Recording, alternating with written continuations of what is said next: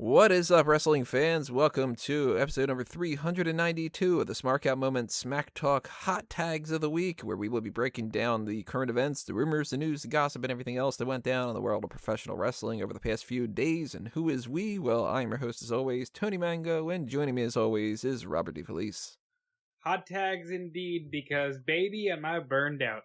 And I'm heated up, and my back hurts, and many other things. And I'm talking very fast. I just realized that. I went through this whole thing in like 8 seconds or whatever. Yeah, well, that's good shit, Tony. Yeah, that's so me. So you. Should just do speed talking throughout the whole thing. So we're talking about creation and destruction, Triple H's road to WrestleMania. Yeah, we're talking lots of things here. And before we get into some of the other hot tags, I want to mention something that I actually did a video about, which is that we are kind of officially starting the 2019 Sexiest WWE Superstars Tournament. It's not like the official start. I don't know how you would qualify what thing is the, I'm using that word qualify quite a bit here, by the way. What's the official start or what isn't, but we are in the qualifying round, part 1. And what that means is we're going to be having a bunch of people that didn't make it into the tournament last year and some new people that weren't a part of the roster. And they are all fighting for spots to make it the top 64 potential options. And what you guys are going to do is you're going to vote for who you think should be in that possible 64.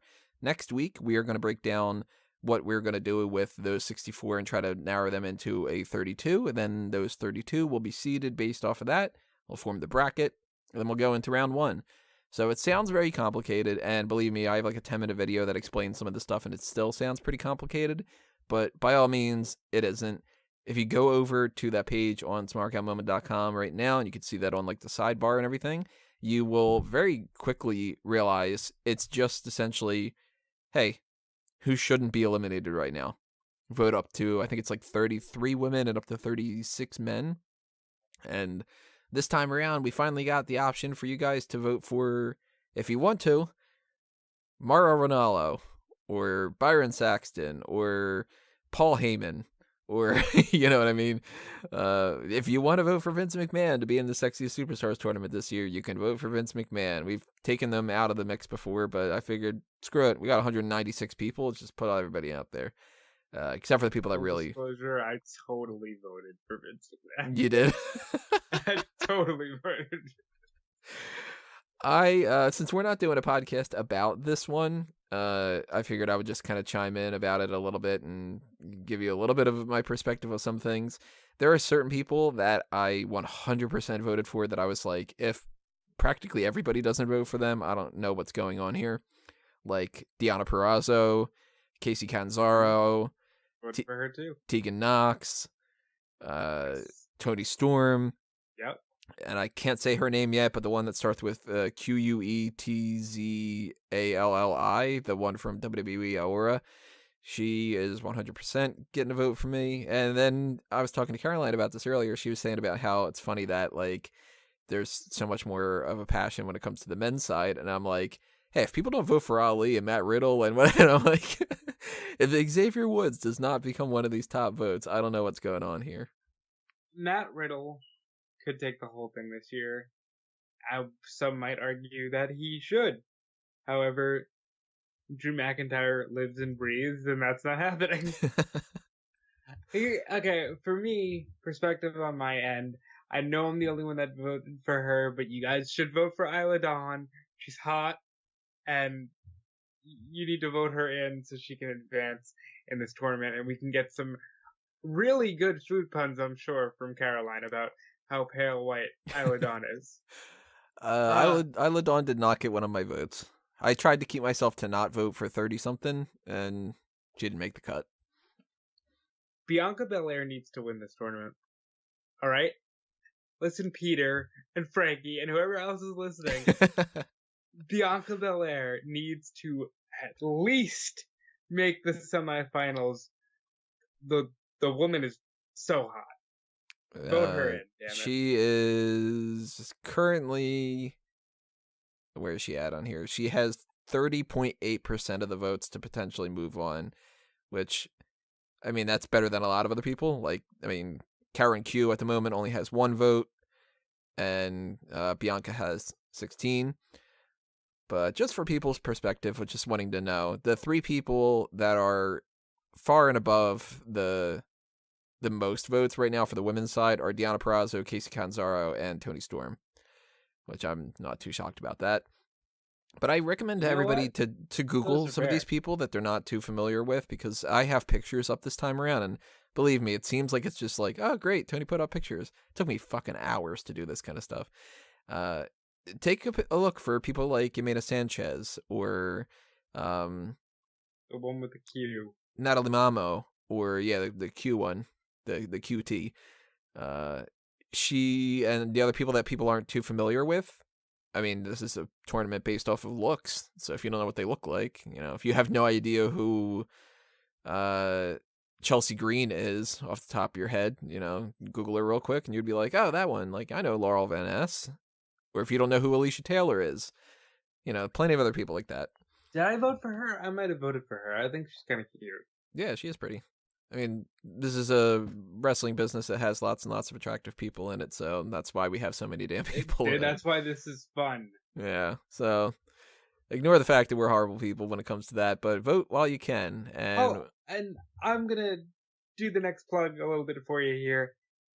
If you have spare change, please consider donating to the Patreon. There are plenty of tiers that you can donate to.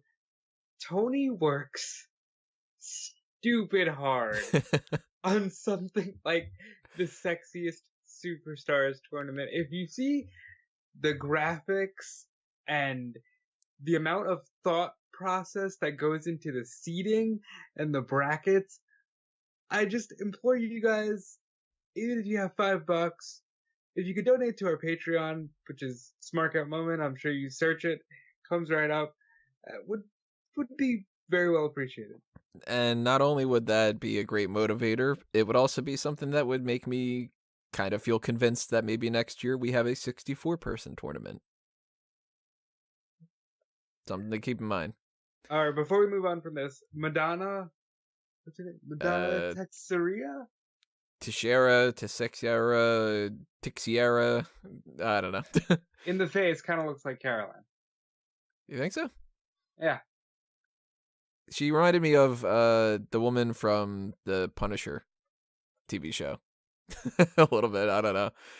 And I don't even know what she hosts off the top of my head. But hey, that's kind of why I'm saying go ahead and Google these people. And that's why I put up these pictures, because I want people to be able to have as much information as possible without me going completely insane, which I'm sure is well past that point at this point. But that is something for you guys to be aware of. It's on smarkoutmoment.com right now. And when you're heading over there and you're taking care of other things, including the voting side of things, and, we mentioned the Patreon and stuff, I'm going to get a lot of plugs out of the way right now, just for people that maybe don't stick around all the time.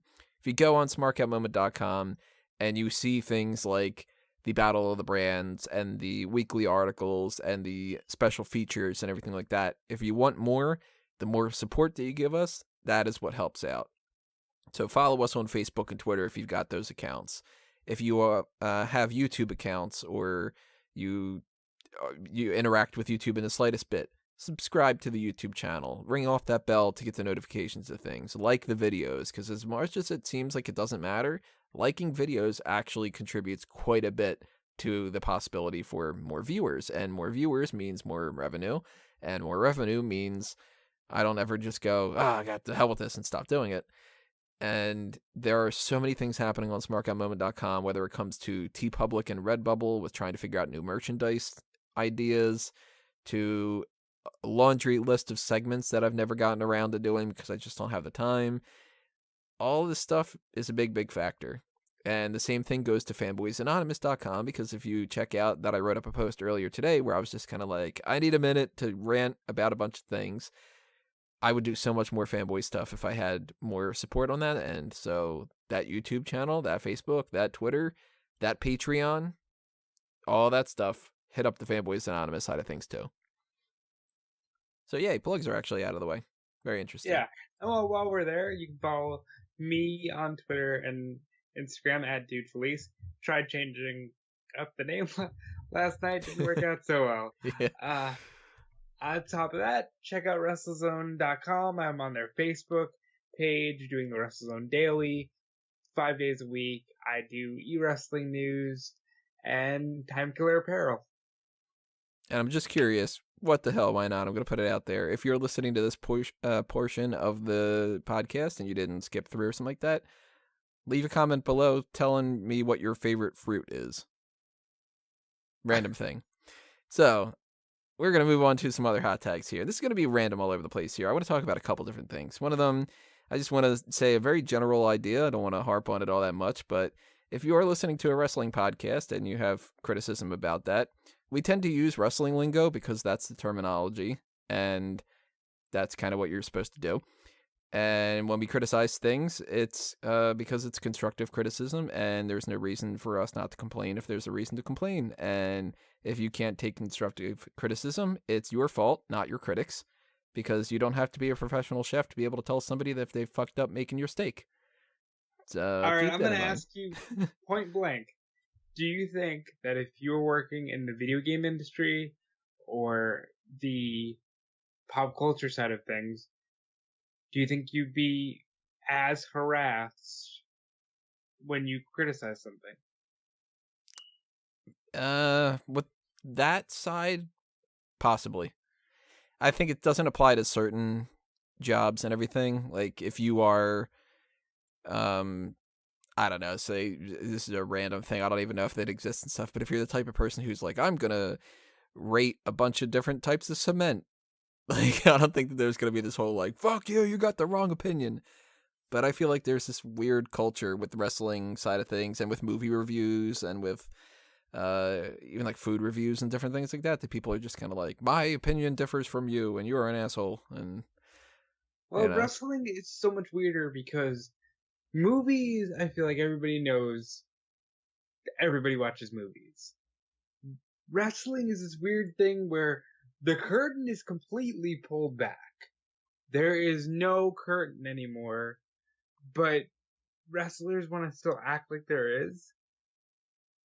And then they get mad when people come on news sites or podcasts like these and criticize them. And I don't know why that is. I don't know why it is that I can tell you, Tony, I'm a huge fan of How I Met Your Mother. They fucked up that ending. Yeah, they really by not did. putting in the scenes that they did. I can tell you I'm a huge fan of wrestling. They constantly fuck up storylines and presentation. That is not me saying I'm smart enough to run a promotion. That is me saying I would like this to be better. Mm-hmm. Yeah, the criticism that if you don't do it, you can't talk about it is something that I don't think people apply to themselves, because how many people have criticized their airline for not taking off correctly or on time, or they've complained that their food wasn't cooked correctly? And it's like, again, like I said, you don't have to be a professional chef to know whether or not somebody cooked you the wrong thing. And how many people that have watched a movie can complain and say, well, that really sucked, and I think that they should have done this instead, or the CGI was awful. Do you think anybody other than the CGI people know how to do that? The CGI was as good as those people could do. It might be bad, but I don't think that the average person that goes, the Incredible Hulk looked really bad in Ang Lee's Hulk. Okay, you try to do it and you would fail at it too. But just because that's the case doesn't mean that it's any better. You know what I mean? So right. That's just venting moment. Needed to put that out there. I say we parlay that right into the story about Joey Ryan. Oh, Joey Ryan's story, for those who didn't follow, he had said that he was going to be confirming what his next stage in his career was going to be after lots of stories of an AEW contract, a WWE role that would potentially transition into like a trainer role. And a lot of people, myself included, and we had a discussion about this and you agreed with me, we're basically saying, yeah, he's just sticking to the indies. Lo and behold, I got you guys, I'm sticking to the indies. It is one thing to say, okay, there's stories out that Joey Ryan's got a contract and he's going to stick to the indies. But to put out merchandise that says Joey Ryan's farewell to the indies, the last stop on the tour is May 31st, bar wrestling. And then you go there and your big announcement is, I'm sticking to the indies? Something went wrong in translation, and I'm willing to bet, full speculation on my part, but I'm going to say he was going to go to AEW, and they said, hey, we're trying to get advertisers, you can't do the dick stuff. I don't think it's even that complicated. I think that this was very much just working people and just you promise something to everybody knowing full well you're not going to deliver on the promise, and you hope that people aren't too mad. See, and this is why, going right back to the other thing we were just talking about, I hate this aspect of wrestling. This aspect of big news, big news, big news. Ha ha, work you fucking Mark. But no, the fans understand that we're playing characters and they're in on the joke with us. People like to say that, but then they love going, you stupid fucking Mark. That drives me nuts. Look at Monday Night Raw tonight. I put up a poll for anybody who isn't on our Facebook group, the Megamaniacs, asking people, do you honestly think that Brock Lesnar is going to cash in? And is this making you interested at all in watching it? And everybody was basically saying, no, he's not going to fucking cash in. And they did this thing with Stephanie McMahon where they were like, you've got a problem with, we've got a problem with the way that you've been doing the Money in the Bank, even though everybody else has been doing that in the past at like 30 Money in the Bank people, but let's just ignore logic because why not? And then, okay, telling you guys this week for sure, Brock Lesnar is cashing in. Haha, it's Friday. And it's like, you're not pulling the wool over on everybody's eyes. Nobody thought he was going to. And the people who thought he was going to are going to be fooled for every little thing. They're the ones that buy into not knowing that somebody's going to come out and cause a disqualification. And the ones that buy into, and that's the thing too, is ignorance is bliss. And those people fucking love it. And they have so much more fun because they don't see this thing's coming. And I hate being the type of fan that has to go, okay, so they're going to go this road and then that one, and then this is going to happen and whatever. So let me write up 5 articles about what's going to happen. And I hate even more when it's like, haha, we did that and we got you, and it doesn't matter if it's good or if it's bad. The point was, we got you, the people who think you know what's going on. And it's like, well, just because you surprised me by doing something worse doesn't mean that it's something you should pat yourself on the back for. And I'm sure there are children who love wrestling right now. And there's some 8-year-old kid who totally thought Brock Lesnar was cashing in. And that kid, this segment was awesome. Because I'll admit, I thought it was the best segment on Raw. Because Brock got to beat the fuck out of somebody, and that's what he does best. But again, you're not cool just because you're like, I still worked you, na na na na. And I feel like somebody might say, oh well, you're just mad because you got worked. No, I'm mad because you're not working me. This literally is, you want to talk about work, this literally is our work. Like, we're watching at this point largely because we make money. There's monetary incentive to watch as opposed to being like, look, I watched Arrow and I loved Arrow for the first 2 seasons of it. Eventually, I grew to the point where I was like, you know what? The Flash is actually a better show. And then I started watching Legends of Tomorrow. I don't watch any of those shows anymore because they just stopped being fun. And even the Flash was the one that I was like holding on to. I forget what episode it was. It was like, I don't know, like 7 episodes ago or something like that.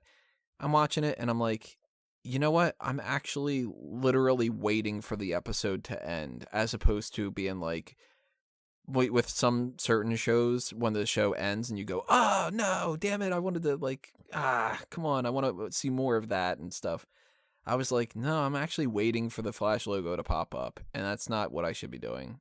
And I skipped through the episode and I was like, okay, so they have the discussion in the hallway and they're talking about how, I don't know if I can trust you and whatever, and I'm a part of the team and blah, blah, blah, blah, blah. And then they're going to do whatever it is that Barry will learn how to fucking run, because he keeps forgetting about to do that every single episode. And they'll beat the villain of the week, and then there'll be a tease of the cicada dude and whatever, and then the end. And I was like, it's going to be the same thing every single week, because it's been the same thing for like 4 seasons. I don't need to watch it.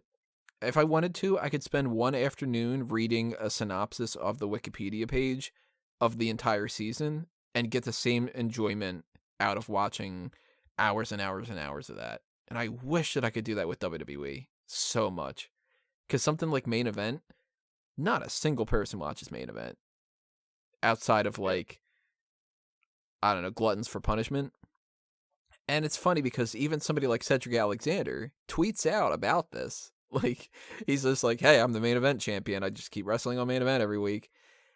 And the only reason that I don't watch Main Event and don't lump that into my work coverage is because they do the tapings ahead of time and I can just put up spoilers, and that's all I need to do.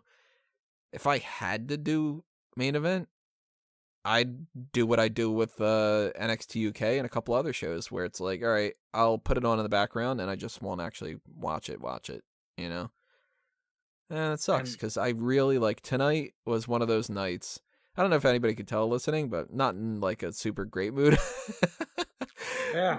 But tonight was one of those nights where I was just like, I just don't want to be working. Like, my back hurts. I'm tired.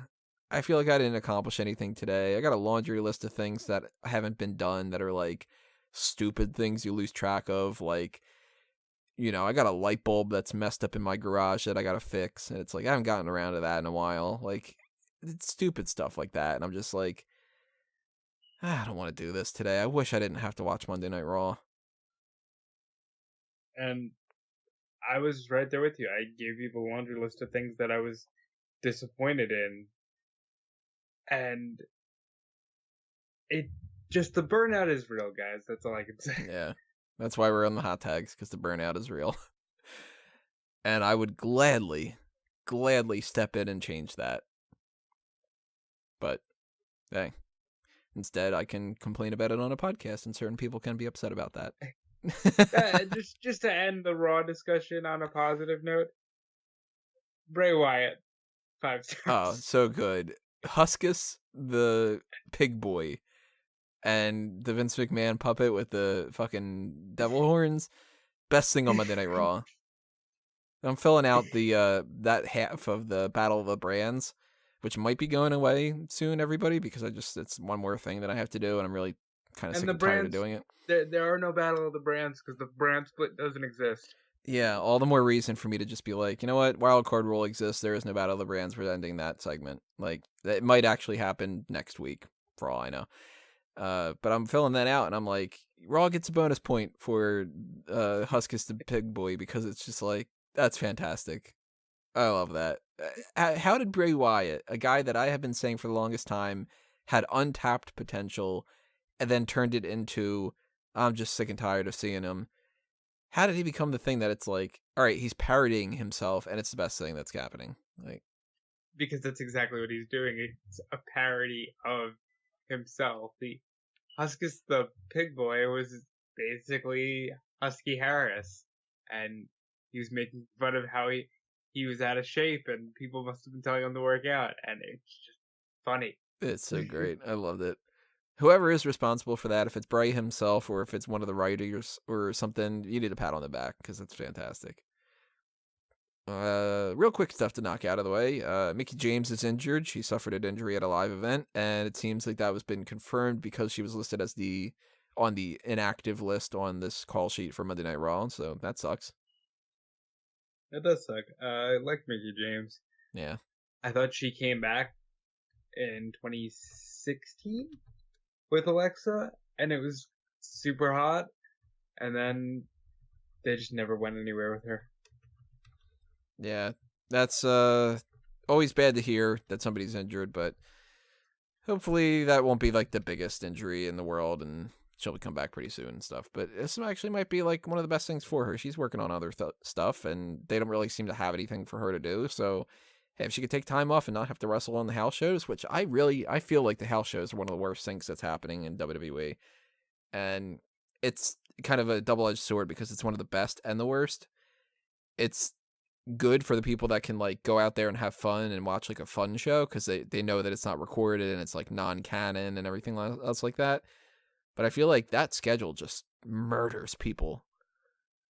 Oh, for sure. But I think because the wrestlers actually get to have fun, it's probably their favorite part, you know? Yeah. With the random kind of side of things, let's talk about drunk Finn Balor. Oh, I love drunk Finn Balor.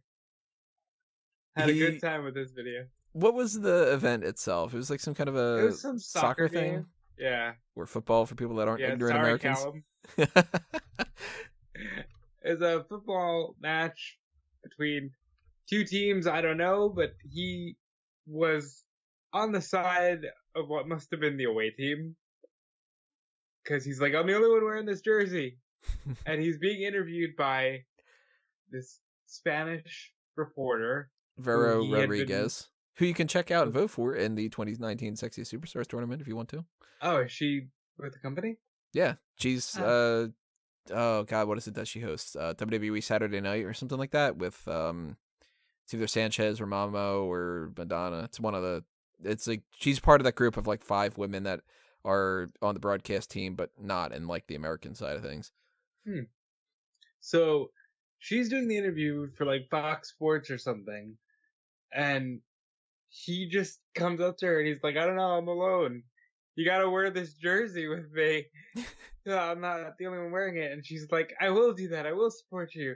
But who do you think is gonna win? And he's like, I don't care about that. People want to know if we're dating, and we are dating. And I won. I've already won in life.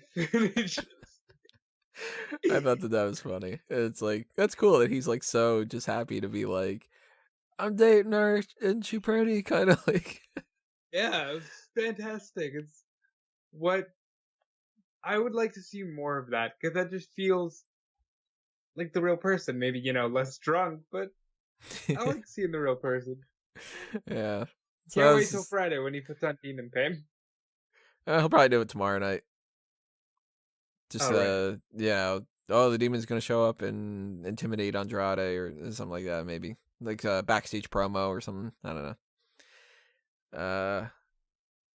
Let's see here. Let's talk about the idea of Jon Moxley talking about some different things here, because we've crapped on a couple things here, but he shed some light on some other things. We talked before about his whole Talk is Jericho podcast, and I'm pretty sure we've talked about that somewhere. No, it was Wednesday. Really? We didn't talk about that at all? No. Huh. Well, all right, we'll lump that in too.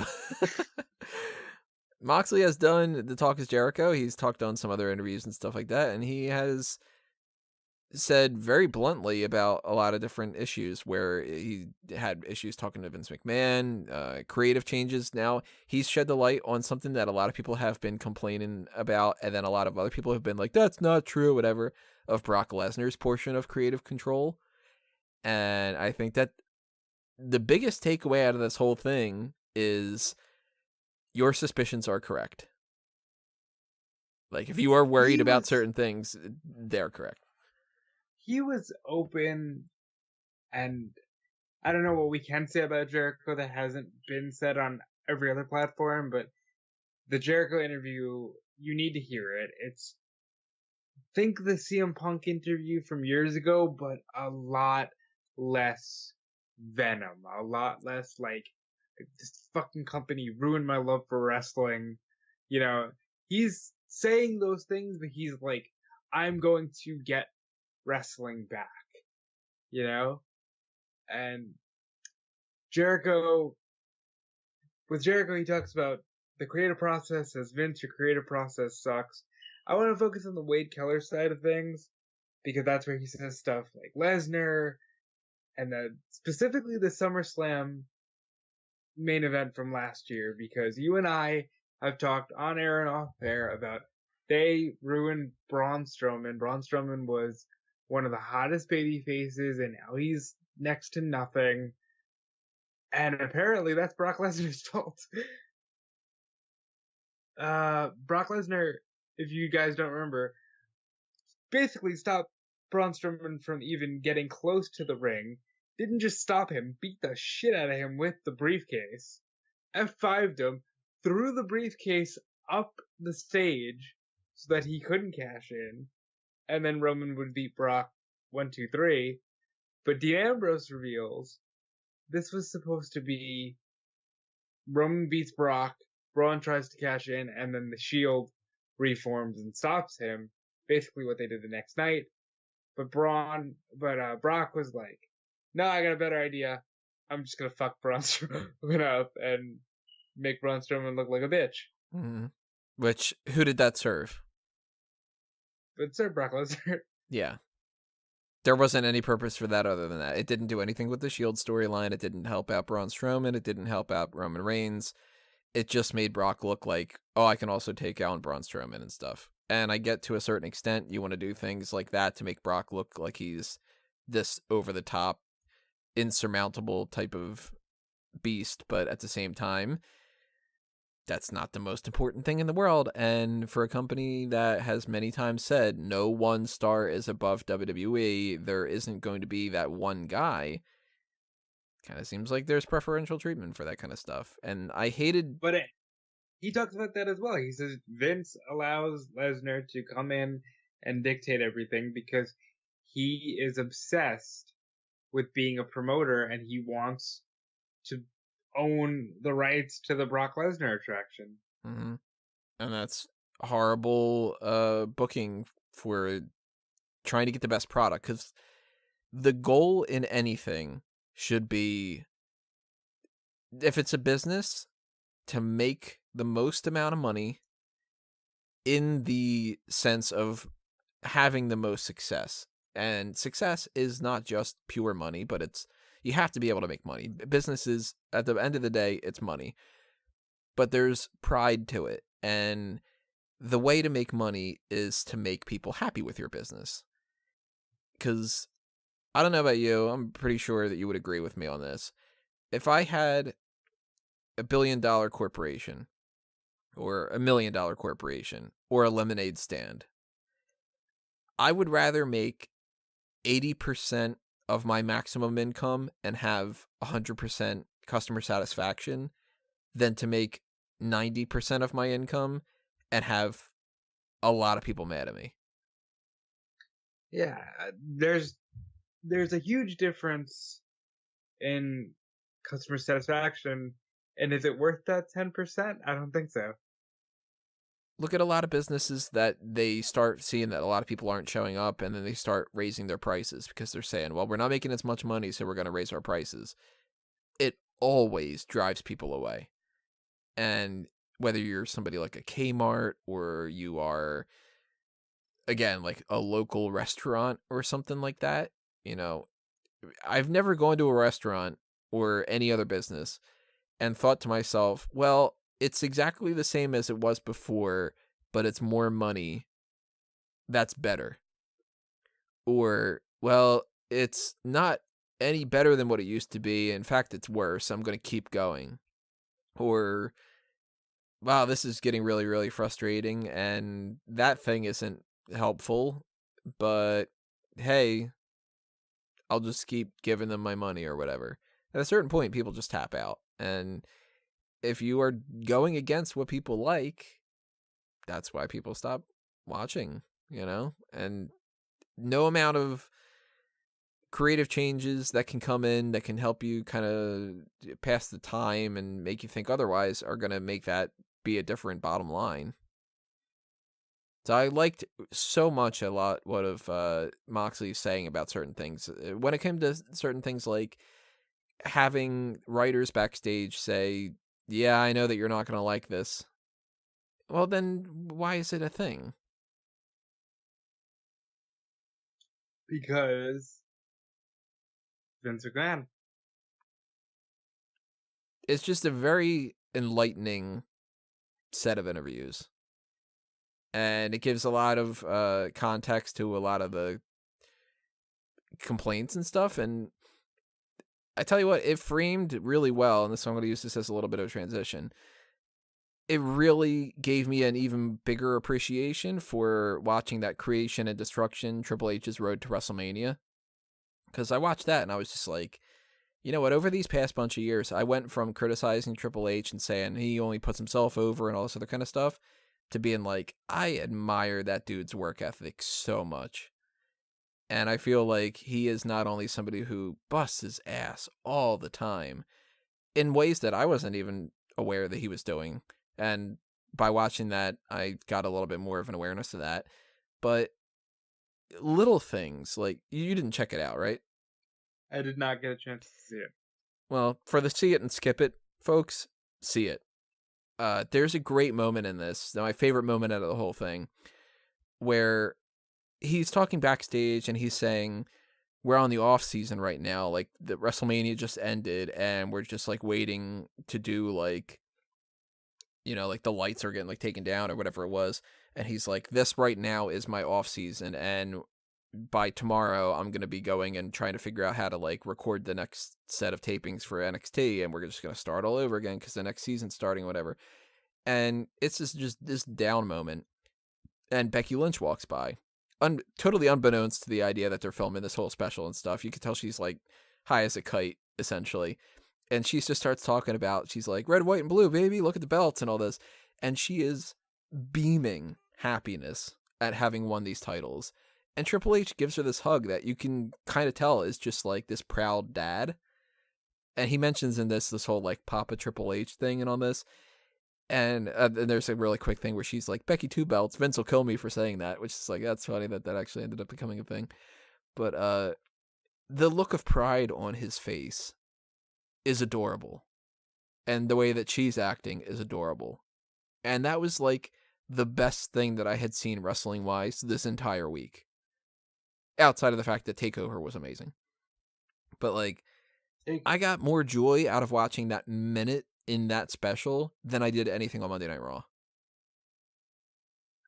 Yeah. It looked like it would be a good special, and you know I'm a huge fan of Triple H, so I will check it out at some point. But again, the burnout caught me, and I didn't want to sit down and watch it. But I'm glad that creator Triple H actually looks like a decent human being to work for, you know what I mean? It seems like, by all accounts, that this guy is a great boss, a great mentor, a great friend, and a great creative mind, which is like all praises to Triple H. Best promo on the night, too. As a performer, is he selfish? Sure. Were you talking about his promo in the ring with Randy? Yeah, that was my favorite promo of the night. And I loved it because he took the tired old, hey, get your balls from Stephanie, and he just turned it into almost an Attitude Era level joke of, yeah, I'm gonna get my balls, and they're just so big, I don't know, maybe I'll put them in my carry-on if I can fit them in the overhead. Like, he just took what he even said, like, people know what these are supposed to be, they, you know, and he's just a master at promos and at wrestling, and he'll always be top 3 for me. Who are the other two? Wait, let me guess. Rock is one of them? Nope, not even close. Wow, okay. I hate The Rock. That's a different thing entirely. They hate The Rock's promos or hate The Rock? I laugh at The Rock's promos, but inherently he's such a dick. Like, that's the point. Yeah, but like, why is that cheered? He's a dick. Because it's fun. Ugh. As long as he's not being a dick toward you, it's like, aha, he got you. He's being a dick to you, whoever you are, person. Like, yeah. So, like, all right. So Piper. It's not Piper. You got to think around the era of Hunter. Okay. So then that rules out DiBiase. That rules out Flair. Who are you thinking? Well, this is like, for me personally, it's Michaels, Hunter, and Edge. Huh. But you know what? When it's all said and done, Jericho might take that top spot. For promos? Jericho. Oh, you mean just in promos? Okay. See, I thought That's what we were talking about. I thought we were talking all the time. Okay, that's Triple H, Ric Flair, and maybe that might be The Rock, because The Rock is he's a dick, but his promos are funny. That's what we were getting at. I thought you were saying about top 3 promo. No, I was saying top 3 of all time, but yeah. Rock is a dick, but his promos are Yeah, so I recommend checking that out. And for that matter, I also recommend checking out the newest WWE 24 special, which is called Revolutionary, the Year of Ronda Rousey. It is exactly what you would imagine that it would be. It's them filming her throughout the course of that whole year-long process, and a little bit before that, too, because the WWE 24 name doesn't make any sense anyway, so why the fuck not? And it's just her talking about the idea of, like, wanting to come in and not necessarily wanting to be the champion, but then realizing after a while that she can contribute more by being the champion and by being the main event of Evolution. And there's some good little backstage moments of her with, like, the other horsewomen and just kind of geeking out over some stuff. And I enjoyed that quite a bit. And she full on at the end just says, like, yeah, I'm taking off for a long while to have kids. And it's like 100% confirmation. That whole impregnation vacation thing is them being like, there is no, like, oh, I'll return to WWE in a couple months. It's like, no, I am having kids. It's happening. So do not expect Ronda Rousey to be coming into the mix at Survivor Series or something like that. She totally wants to have kids. So that's 9 months from, at the very least, WrestleMania, you know? And you know what? Justified.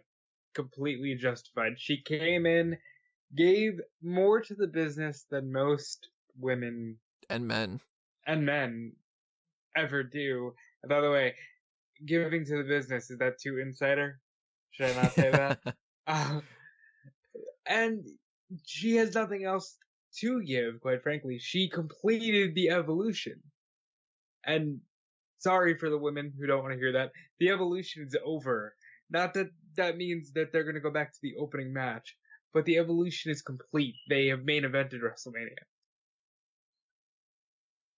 Go Ronda. I'm a fan, you know? Yeah.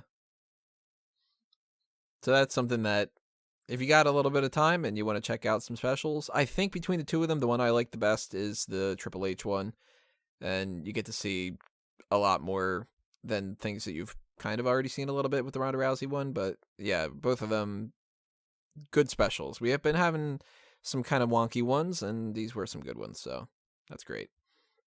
What else we got going on here? We got the Ring of Honor stuff, and this is a weird situation here. There's some controversy over a little incident that happened, or it might be a bigger incident. I don't know. Ring of Honor show happened. There's a fan tweeting about this, and is my timeline correct on this and my details behind this? I think if I'm remembering this correctly, because I don't have notes about every little detail, he had said that there was a spot with Allure, and he was doing the typical, like, boo, you know, like, you're heels and I don't like you, whatever. And I believe it was Mandy Leon had, like, spit on him, and Velvet Sky had called him a virgin, and he said something like about her sleeping with Bully Ray. That was basically the gist of it, right? Yeah, okay, so there was a segment, according to this fan on Twitter, there was a segment, he was heckling the Allure because they're heels. Mandy kind of spit on him, maybe accidentally, and he was being over dramatic about it. But they kept coming out because, multiple tapings, I guess. And he's just jaw-jacking with Velvet Sky, and she calls him a virgin, and he just goes, well, you're sleeping with that fat Billy Ray. And from there, things got a little more hairy. Now, keep in mind, of course, this is one fan's account. Who knows what details are 100% true or possibly fabricated or blown out of proportion or ignored, because there could be things that are making both situations worse. And we weren't there, so, we can't judge. But it seems like what happened afterward, according to him, is that he was brought back by quote unquote security, and that he was basically intimidated and told, you shouldn't be talking to the wrestlers that way. You should only talk to them the way that you would talk to your mom. Specifically, Bully Ray. Right. Being the one to do that, which, Yeah. if all that is true, that's completely counterproductive in so many different ways. Now, I can understand you can throw out people that are in a pro wrestling fan if they get too over the top, and, you know, if he's like shouting a bunch of profanities to the point where it's like distracting the other people around him, or obviously if he's the type of person that if he would have thrown something, then you get ejected, or, you know, whatever. But if it's just like, boo, you're a fucking heel, and there's a problem with that, I don't know. That just seems very like, I can dish out the criticism, but I can't take it, kind of.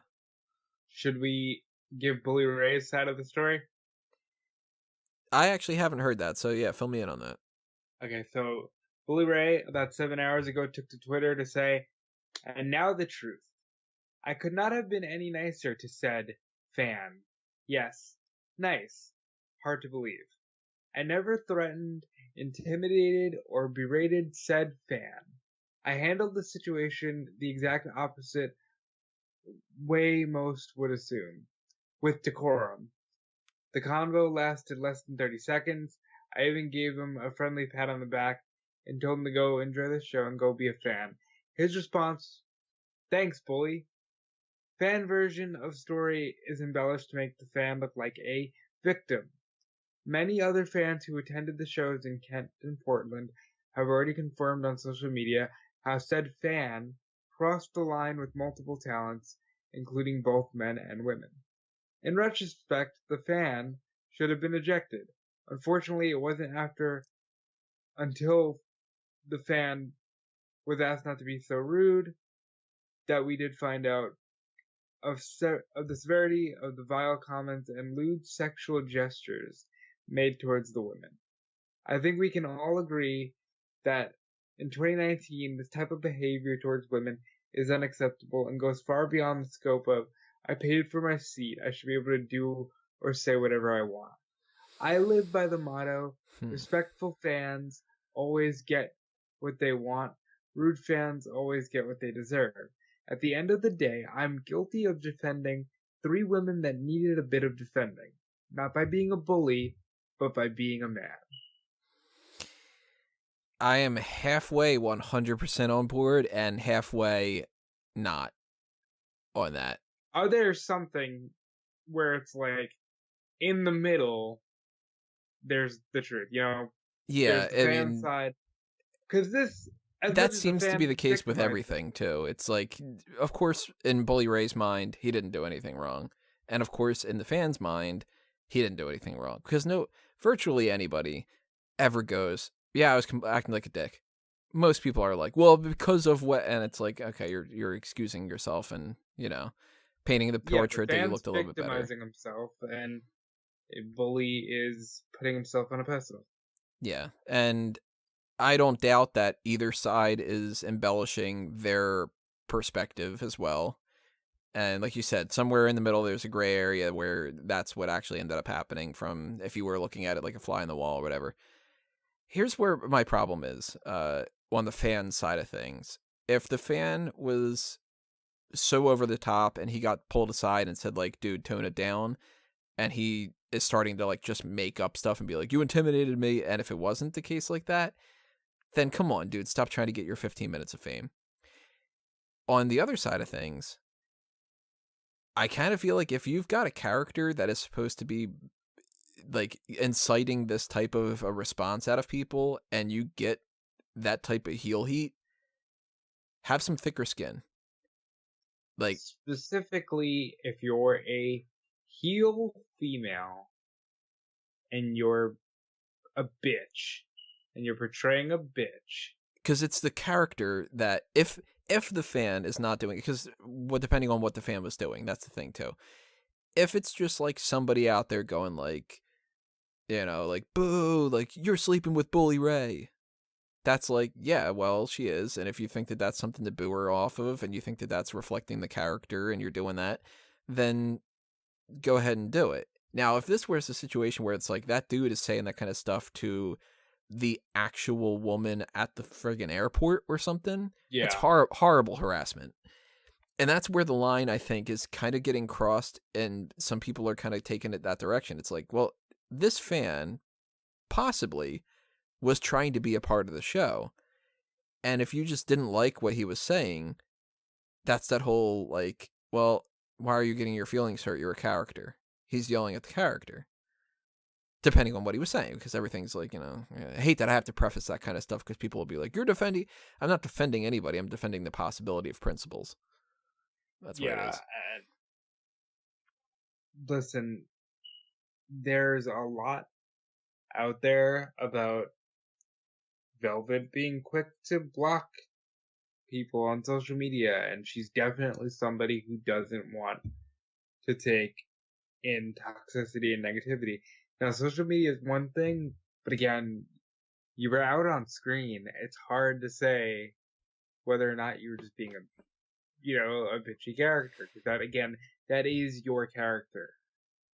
And I don't see a scenario where you can have a character that's trying to be very sexual and trying to incite a response out of people that would be like booing them, and potentially as well if somebody ended up spitting on the person, which I don't know how believable that is 100%. Maybe that was accidental. Yeah, I mean, it could be. Yeah, you never really know. But I don't think that there's a scenario where like you can have that type of a character and you can be within the confines of the performance and then have a scenario where you're like, oh, that my feelings are hurt and you shouldn't do that. It's like, well, then you shouldn't be that character.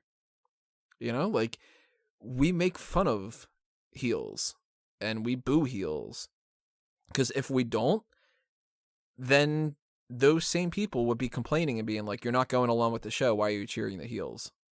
You know what I mean? Like it's well, all right. Let's get some Velvet Sky in here because she comments on the situation, saying it wasn't just booing; it was lewd sexual gestures and verbal sexual harassment. They retweeted stuff that says that fan is at a ton of shows in the Northeast, and at all of them he's a douchebag. He goes out of his way to try and be a part of the action.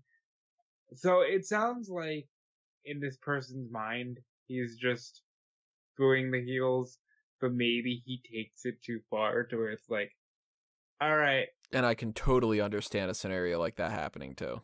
Yep. Because some people, like, they just don't know where the limit is. And I feel like everybody's very quick to pull out a trigger of being like, we're living in a culture right now where if you can accuse somebody of something, they're guilty already. And if you can victimize yourself, then you are infallible to everything and you are the sympathetic person. So I feel like both sides are kind of victimizing themselves a little bit, depending on what actually happened, because I don't know what happened. But this is a discussion podcast, and it's a discussion about wrestling stuff, and this is a wrestling topic. So, and one last bitch about our job. I hate constantly needing to preface, but we weren't there, and we swear we weren't there, and we're just discussing amongst ourselves. Right. And I hate that I have to preface the idea of like, no, by no means am I saying that it's okay to be lewd and to sexually harass anybody or sexually harass women. Because it's like, obviously that's not the case. And obviously a lot of things are like, you shouldn't have to do that, but of course you have to, because if you don't, then people will be like, are you supporting this? If they're being heels and you flip them the bird, is that an obscene gesture? And because she's a woman, I need to get banned from the show? Right. And is it something that when a character on WWE television calls somebody short and they make fun of them, should we you have some kind of a problem with that, because then that's making fun of differently abled people that are shorter or whatever like that. Like, you know, if you make fun of Kevin Owens for being fat and he's a heel at the time, are we not supposed to agree with the babyface? fuck Because him, he's fat. you're presenting the babyface as being the one that we should agree with. So if we laugh at that, then we're being horrible people because we agreed with the thing that you want us to agree with. Or, you know what I mean? Like, that's where that whole divide between wrestling being real and wrestling being fake, and people working themselves into a shoot. And there I go, I'm using the term. Yeah, I was gonna say, there you go. Jesus, Tony. If I don't want to use the term and I want to be all whatever, they convince themselves that reality and fiction are the same. There you go. That is the type of thing that's like, you know what? It's not just the fans that do that. It's the performers sometimes too. And it's the writers sometimes. And it's the backstage personnel and the crew and whatever. This is one of those things that it's like, we could all agree we're all fucking stupid. There you go. Reddit users, here's another tweet that they retweeted. Reddit users are saying this dude was way more graphic in his mouthing off and was doing a jerking off motion towards the women and more. Would explain why Bully Ray said in regards to respect and just be a fan. And if that's the case, I totally support Bully Ray. Because that would be like, dude, you're being a little over the top. This is actually making people around you uncomfortable. Tone it down a little bit. If that's how it went down. Then that's like, yeah, Bully Ray's totally in the right there. And then if it ends up being what the story is with the other thing about like physically intimidating and whatever and trying to be all like, well, you know, basically like, I'm going to fuck you up if you don't stop booing my girl, that kind of thing, then that's absolutely horrible. You know what I mean? It's like, at this point, I just don't believe either side. And I think that everybody's wrong. And I also think, going back to the whole wrestling is this weird thing where the curtain's wide open, we need to figure out where the lines are again. Mm-hmm. Yeah. It used to be back in the day that people would be like, if I didn't go into that bar and have somebody try to stab me, then I'm not an overheel. Because originally, and I had said this on Twitter, I thought one of the responses that we were going to get from Bully was, back in the days of real wrestlers, I would have just fucked them up. But we didn't get that. We actually got a really tame response. Which is the best way to do that, because if he's in a role that's, you know, some kind of like a producer, you know, then his responsibility is not to, in any regard, this is something that a lot of people disagree with, and I don't understand the philosophy behind it, but I think it just means that people are kind of like Neanderthalish a little bit. I don't see any scenario, for the most part, that if you disagree with somebody, the answer to it is physical violence. Do you? I agree. Like, is it ever like, MVP had put out something about he had a backstage problem with somebody, and that it was like, you want to step outside and fight, and it's like, well, why is it a fighting thing? Like, if you don't like each other, why is punching each other supposed to help your disagreement of like a fundamental psychological ideology difference? You know what I mean? I think it's a primitive thing, you know, like it's that instinct of like, well, then I will just physically show you that it doesn't matter because I am physically superior, you know? Yeah, I hate that so much. And that's why originally when this fan had tweeted this stuff out, and I was like, if what he's saying is true, then that's awful. But of course, if what he's saying is completely false, and if other people are saying that he was like over the top and exaggerative and like, you know, making everything uncomfortable, then it's like, oh, that fan's probably full of shit, you know?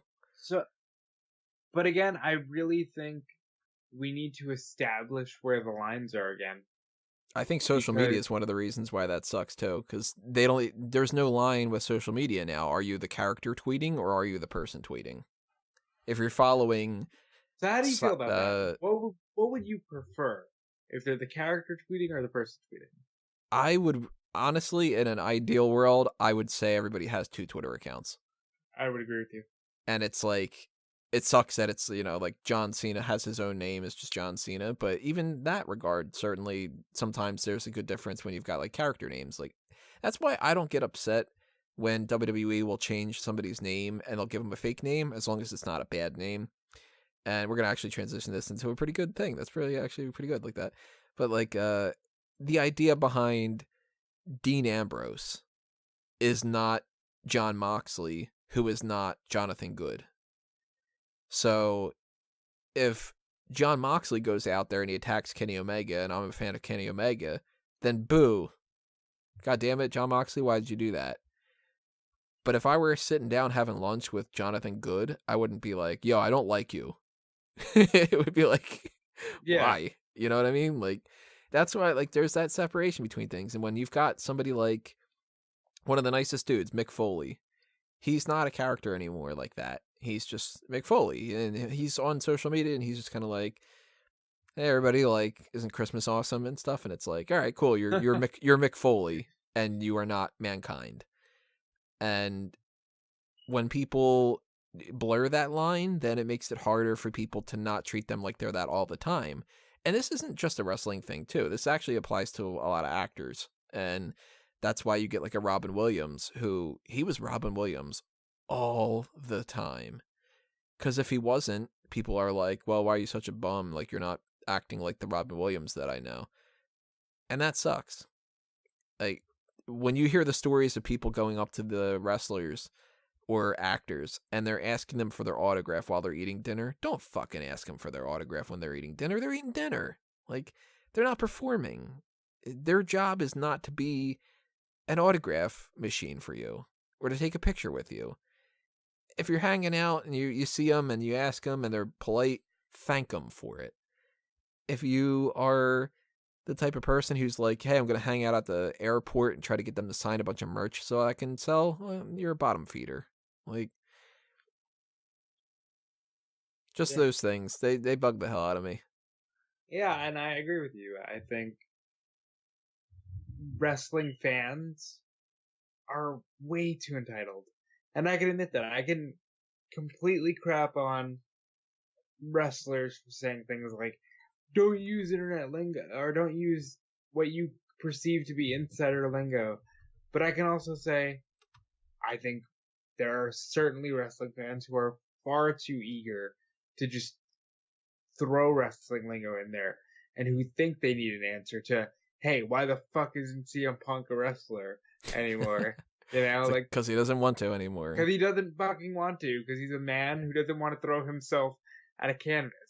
Yeah, you know, the same as what happened when you decided that you didn't want to work at Taco Bell anymore. Like, exactly. And I want some Taco Bell real bad right now. That's why I put that yeah. up. Yeah, that's where that distinction is between if there is a fan that is doing something bothersome to Velvet Sky, then you know what? If they're in a show and all that, then he should be booing. And she should be happy that she's getting that heel heat. The more and if there's that's coming out, it sounds like he overdid it sounds like a little. Yeah, and that's where the name difference is. If it's a show and Velvet Sky is getting heat, that's great. If Jamie Zanter is feeling uncomfortable by a repetitive fan who is doing things that are making her feel harassed, then that's a problem. And why can't we all just get along? Yeah, you know, why the fuck can't we all just get along? Like, why do people have to be dicks to one another? Why?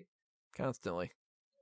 I don't get it. I don't know why people thrive on negativity and negative energy, and just fucking stop, guys. And I know full well we're talking about negativity, and this has been a lot of like complaining on this podcast, but hey, sometimes you need to get negativity out. Yeah, we're venting. You know, this is all over the place. Yeah, you know what you get when you get a lot of heat? You get a vent. You're damn right. Hot tags. That's why it's the hot tags, is because it's venting time. But we're talking names, and I like that transition because let's end on a happy note. We've got new NXT stars that are old NXT stars. Because if you've been following the career of Adrian Jaoude, he is not Adrian Jaoude anymore. He is Arturo Ruas.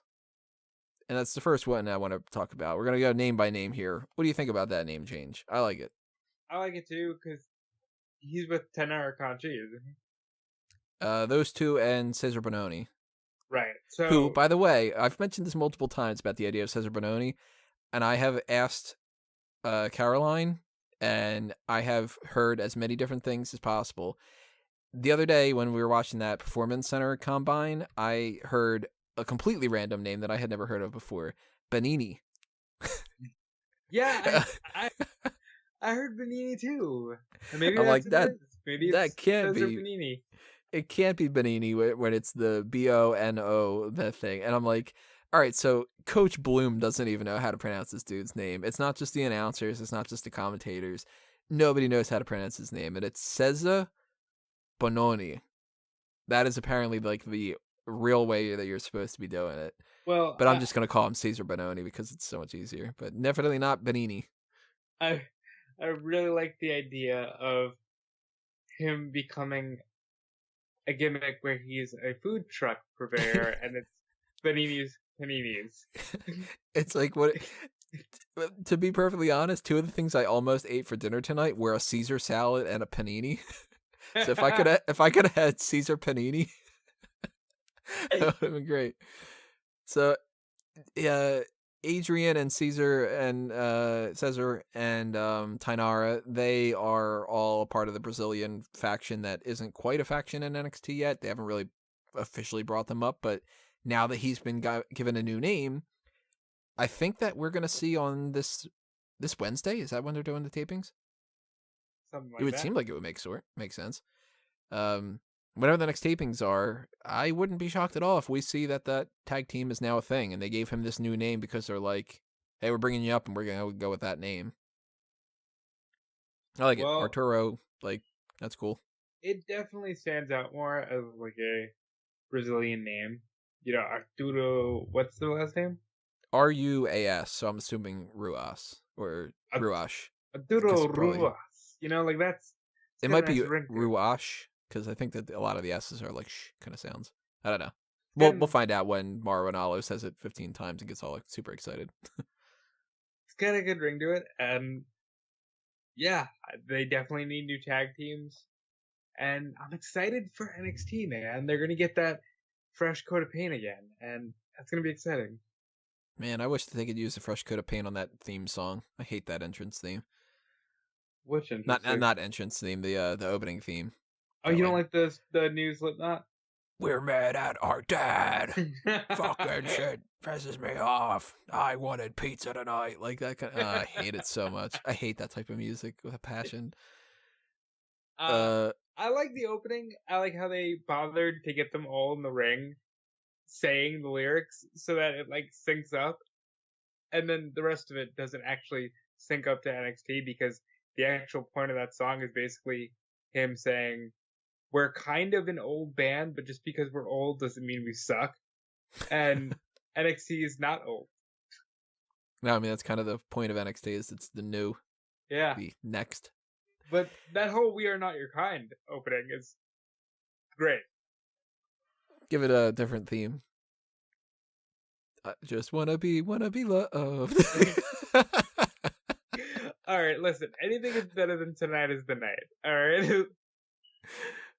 I've had some really good songs and some really bad ones. That "Burn It to the Ground" is probably my favorite for Monday Night Raw.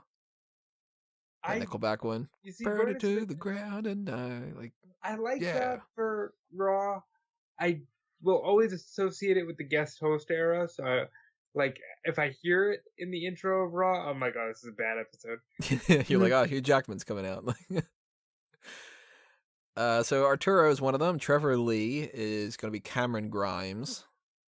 Cameron is not the type of name that I tend to think is like, Cameron, oh, North man, Carolina. Cameron's going to beat you up. Like, Cameron, North Carolina. That's where he's Gotta from? be where they got it from. He's one of the Hardy guys. Oh, he is? I didn't even know that. Yeah. Huh, that makes sense then. Which I like that then a little bit more. But Grimes is like, yeah, Grimes. Cool. I don't need safety gloves because I'm Cameron Grimes. Good old Grimy.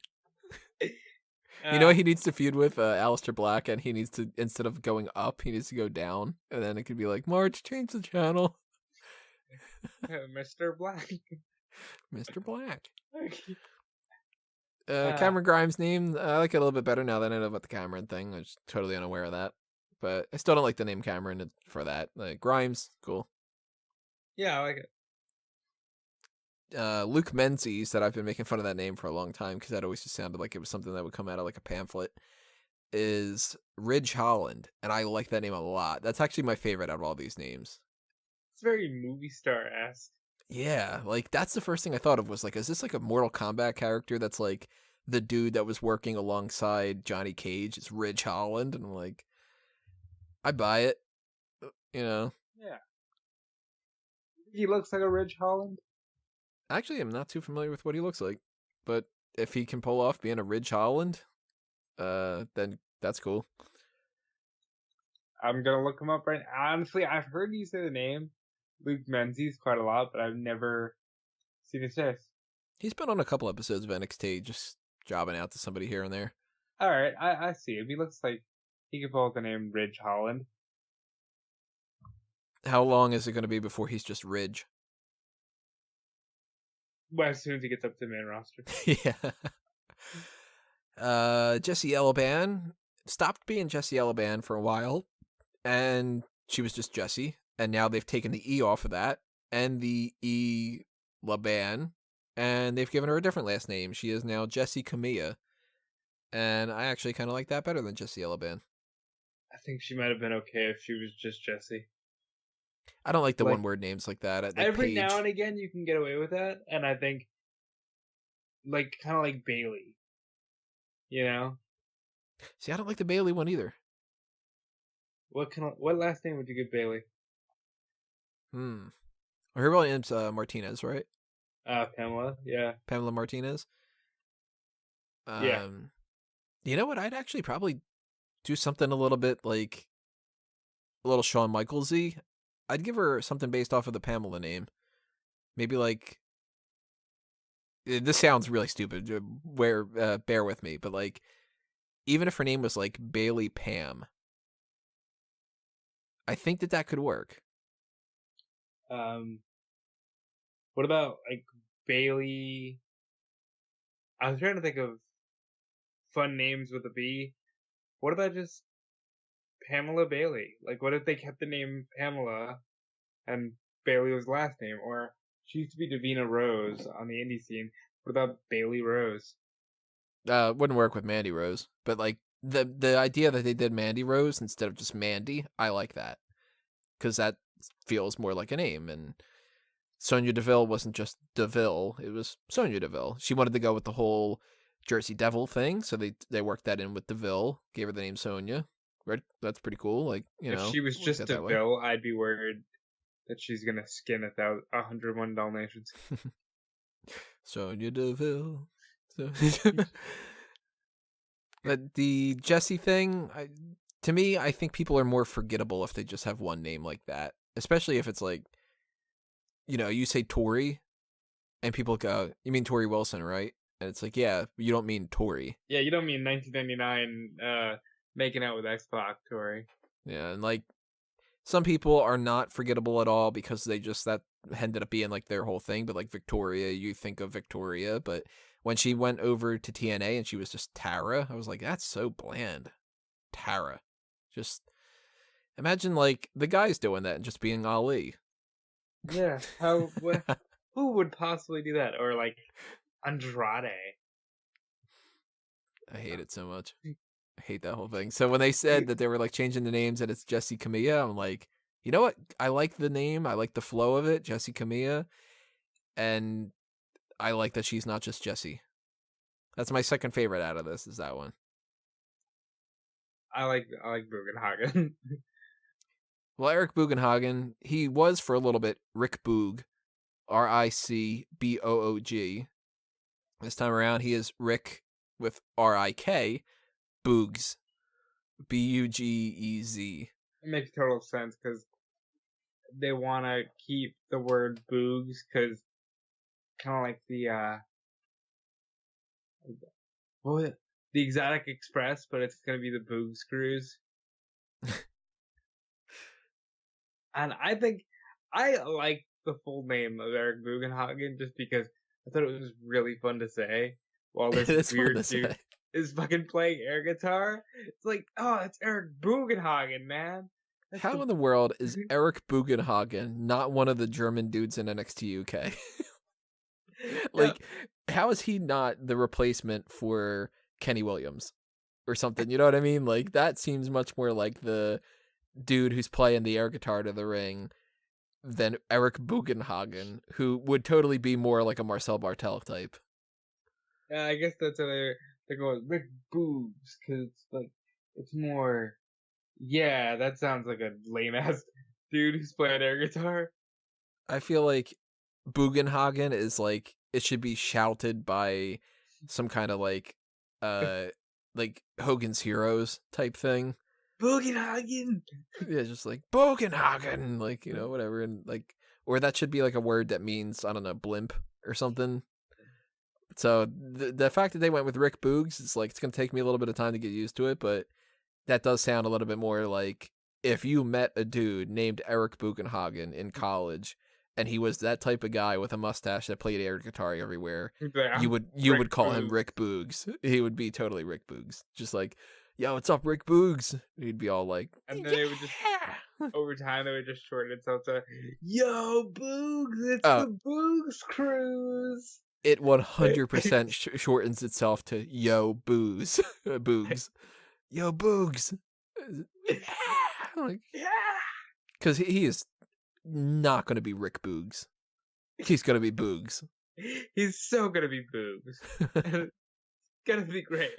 Oh, this random reminded me of it. The Creation to Destruction Triple H thing, there's a little part where he is saying backstage, he's like, my daughter said my favorite part of the Hall of Fame was when you said boobs. Great. Which is like, my favorite part of this podcast is when you said boogs. Which daughter was that? That was the oldest? I think it was both of his daughters that he was saying. That's funny. So it's like, you got like a more serious name and the Arturo name where it's kind of like, all right, you know, that's kind of forceful. Cameron Grimes is like, well, we want to own the name and we're going to switch it up a little bit. Ridge Holland is sort of like, we want to own the name and so on and so forth. Jessi Kamea, good way to change things up a little bit, but still keep her Jessi, because at this point she's kind of built up a little bit of stock as the Jessi character. She's like new Bailey, essentially. And then you got Rick Boogs. It's like, yeah. I wonder who's got the bong. So I like it. I mean, out of all the news stories, we've got like this whole ROH thing is kind of insane. The Jon Moxley stuff is a lot of like venting. It's a shame to hear about Mickie James, but we got some good stuff out there because it's like, yeah, we got Rick Boogs. We got Drunk Finn Balor being all happy about his relationship. You got the 2019 Sexiest Superstars tournament going up for people that are interested in that side of things. And that'll be running throughout the summer. Some good network specials. You know. We got to vent, you know? Yeah. That's a successful night. It's 2:00 in the morning. And you know what sucks? I gotta fucking edit podcast stuff after that. Like, so I'm feeling better right now. And 10 minutes from now, when I'm gonna start editing this, and everybody else has already done listening to it, and you guys have no idea, it's 1:57 in the morning, and I'm gonna be like, yeah, I get to do the next 4 hours worth of work that I've got going on. Yeah. So that's where I'm gonna be going. And then when we get down to tomorrow, I'm not gonna be like, I don't want to watch SmackDown. It's gonna be because of doing all this work. But at some point, I'm gonna eat cheesecake later, and that's gonna balance it out a little bit. Yeah, it would. So we did our plugs already, so I don't need to mention all that. But I will say, you know what you can mention. Wednesday, we're doing the previews for Super Showdown. Friday, at some point midday, we'll obviously be doing the review for Super Showdown. At some point this weekend, you may hear a New Japan podcast from myself and Callum Wiggins. And when is Dominion? Dominion is Sunday. So Saturday going into Sunday. Yeah. It's a post-show happening at some point at night on Friday. And then who knows what's happening after that. Actually, even before that, we're going to have a little thing on Fanboys, because I forgot that I'm seeing Dark Phoenix on Thursday night. So that one, I don't know how that one's going to work out. But where do you stand on X-Men movies, just in general? Some X-Men movies are so good. And the keyword is some. Fair. And if you want to know our thoughts about the X-Men ones, I think that we actually did a movie club on Fanboys about that, if I remember correctly. We might not have at some point, but I know that there's stuff for Days of Future Past, and that's one of the best ones. That one's really good.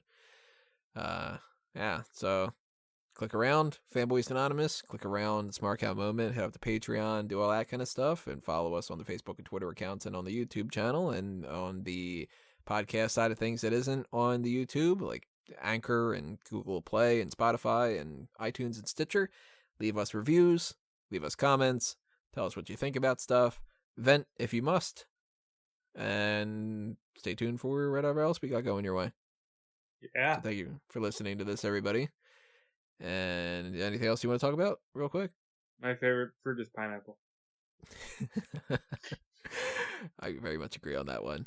So yeah, so insert mango joke, and that's it. This has been another Smark Out Moment, and we're being counted out.